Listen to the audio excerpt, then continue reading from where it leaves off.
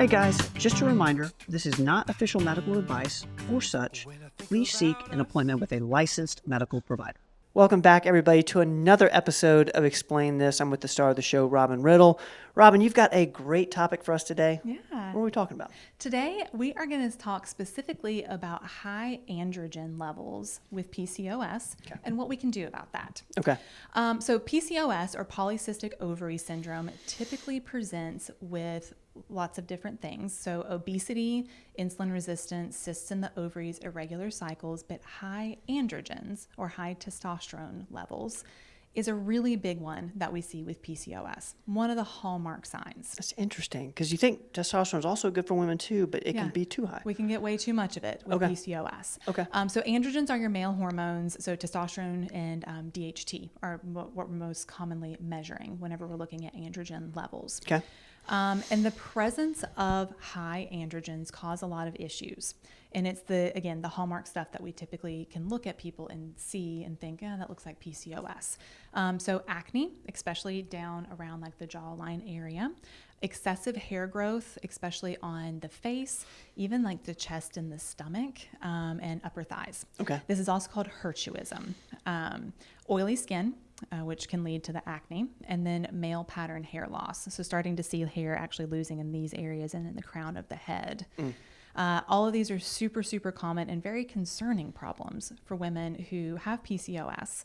But there are some natural and prescriptive ways that we can help to lower those androgen levels and control those symptoms. Now, is this something that people, before you diagnose them with PCOS, they're coming in for, or is it they have PCOS and then we're trying to lower this? Sometimes both. Okay. So I have women come in frequently that the PCOS diagnosis has been missed. Okay. And they're just complaining of acne and hair loss. And then you start looking and you draw the hormones and it's, your testosterone level is way higher than a natural testosterone level.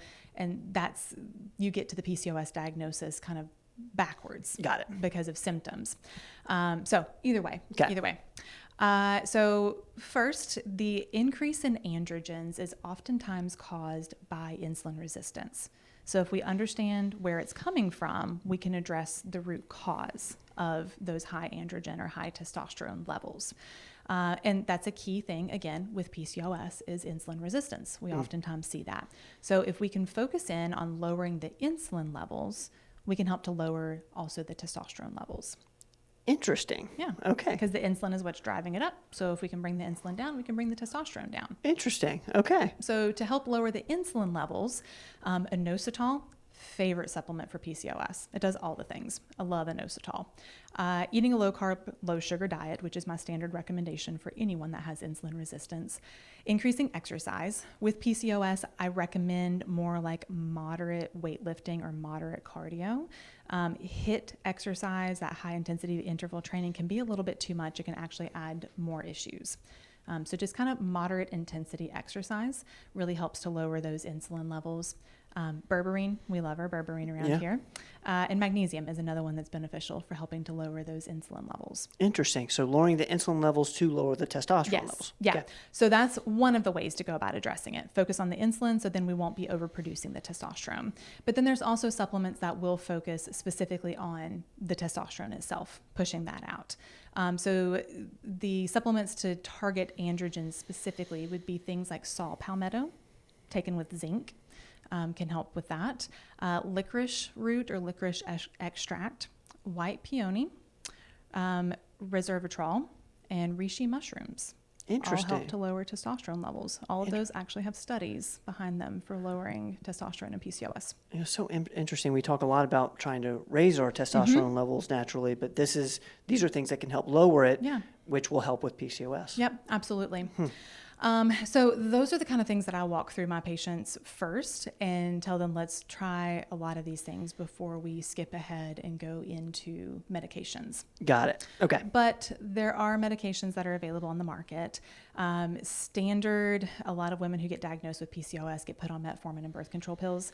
Not a fan of doing either one of those. Those are both Band-Aids, but it is a common thing that's done.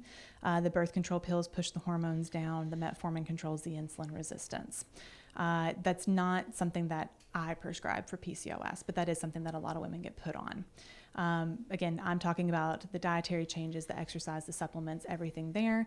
If I'm going to prescribe something, it's because we've exhausted all of our options. And the medicine that is typically used would be spironolactone. Okay. So it is a potassium-sparing diuretic, and it works by blocking the effects of the testosterone at the hair follicle. So if we're having like hair loss, the spironolactone is going to be able to help with that.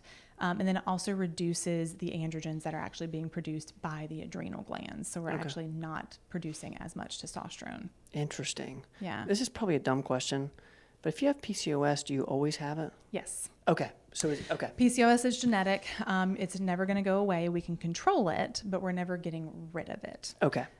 So the goal with PCOS is to calm things down as much as we can, but it's never not there. That's super interesting. Yeah.